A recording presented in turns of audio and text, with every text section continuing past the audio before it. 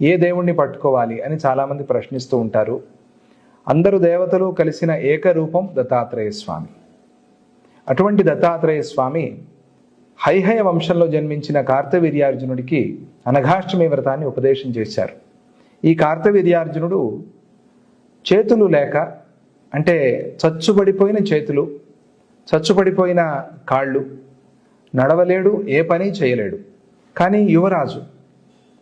ఇటువంటి వాడికి తమ గురువు గర్గ మహర్షి దత్తాత్రేయ స్వామిని పట్టుకో అని చెప్పగా వెళ్ళి సహ్యాద్రిలో దత్తాత్రేయ స్వామిని పట్టుకున్నారు. అప్పుడు దత్తుడు, నువ్వు అనఘాష్టమి వ్రతం చేసుకో, నీకు సకల సిద్ధులు అవుతాయి అని చెప్తారు.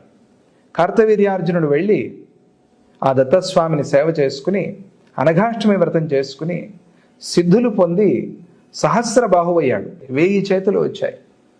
అటువంటి అనఘాష్టమి వ్రతం అది. సకల సిద్ధులని అనుగ్రహించేటువంటి అనఘాష్టమి వ్రతం.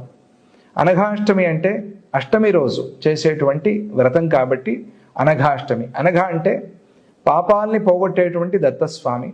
అనఘ అంటే అనఘా మాత, దత్తస్వామి యొక్క యోగశక్తి. భార్య అని కాదు, ఇక్కడ యోగశక్తి.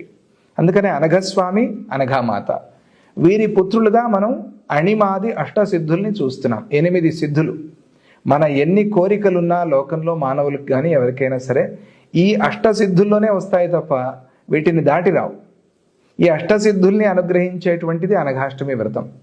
ఈ అష్టసిద్ధుల్ని దాటిన తరువాత కామావసాయిత అంటే ఇంకా కోరికలు లేని ఒక స్థితి. ఆ స్థితికి వెళ్ళిపోయి దత్తస్వామిని పరమాత్మగా పొందుతాడు జీవుడు. అందుకోసం ప్రతి మానవుడికి ఇది చాలా ముఖ్యమైన వ్రతం.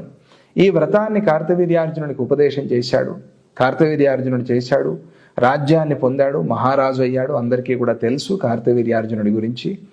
తరువాత అది జరిగింది కృతయుగంలో. ఆ తరువాత త్రేతాయుగంలో ఎంతోమంది మహాత్ములు ఈ వ్రతాన్ని చేశారు. రాముడు కూడా దత్తస్వామిని పట్టుకున్నారు. అలాగే ద్వాపర యుగంలో కృష్ణుడు యుధిష్ఠిరుడితో ఈ వ్రతం చేయించాడు, అనఘాష్టమి వ్రతాన్ని. ఆ తరువాత కలియుగంలో ఈ వ్రతాన్ని మర్చిపోయారు అందరూ కూడా. దత్తావతారంగా గణపతి సచ్చిదానంద స్వామిజీ వారు వచ్చి ఈ శతమానంలో స్వామిజీ వారు చేసినంత దత్త ప్రచారం ఇంకెవరు చేయలేదు అని చెప్పవచ్చు మనం. అంత ప్రచారం చేసి ఈ అనఘాష్టమి వ్రతాన్ని లోకానికి అందించారు స్వామిజీ. 85లో దత్త దర్శనం అనేటువంటి సినిమా తీసి అందరికీ దత్త తత్వాన్ని తెలిపి దేశం నలుమూలల దత్త ప్రతిష్ఠ, 16 దత్తక్షేత్రాలు అనే పేరుతో 16 క్షేత్రాలు ప్రతిష్ఠ చేసి, నవనాథ క్షేత్రాలు ప్రతిష్ఠ చేసి, పాదుకా క్షేత్రాలు ప్రతిష్ఠ చేసి 85లో దత్త దర్శనం అనే సమగ్రమైన గ్రంథాన్ని లోకానికి అందించి, ఆ దత్త దర్శనం ఒకటి పట్టుకుంటే దత్తతత్వం అంతా అర్థమవుతుంది. ఆ దత్త దర్శనం అనే సినిమా, దత్త దర్శనం అనే గ్రంథము, అనఘాష్టమి వ్రతం, ఈ 3 కూడా స్వామిజీ వారు 85లో లోకానికి అందించారు. అప్పటి నుంచి వేలాది లక్షలాది మంది ఈ వ్రతాన్ని చేసుకుంటూ వస్తూ ఉన్నారు. ఈ వ్రతం చేయటం వల్ల సమస్త కష్టాలు పరిహారం అవటమే కాకుండా మనశ్శాంతి, మనోబలం, మనస్థైర్యం అది చాలా ముఖ్యం. ఈ కాలంలో యువతి యువకులకి, పిల్లలకి, పెద్దలకి అందరికీ కూడా మనశ్శాంతి, మనస్థైర్యం అనేది కావాలి.